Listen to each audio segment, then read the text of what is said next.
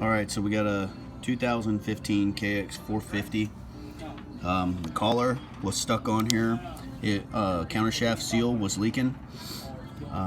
Couldn't get the collar off, it was seized on there.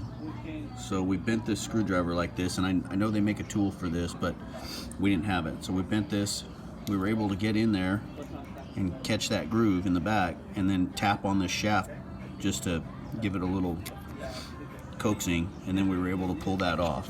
Somebody had stuffed extra seals on there, and so one of them was probably stuck between that and the shaft. So be careful when you're bending the tip of the screwdriver. You can snap it off, or you can compromise it and it could snap off and fall into the motor. So the issue with this that we were having is putting the seal in.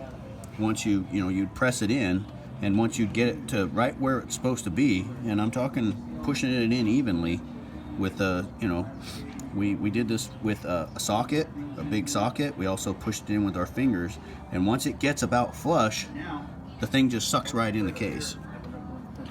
And I read on the internet that people were having that problem too, so I wanted to figure out how to do this without that issue. Now, some of you out there probably already know how to do that, but there's no video of it.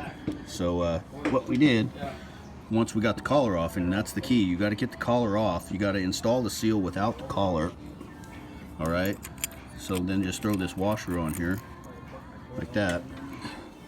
Got a spacer that fits over the splines, and then put the nut on that holds the socket on, and then you see how that goes, and then you just drive it in with the nut, and that's it. And then it'll press the seal up flush.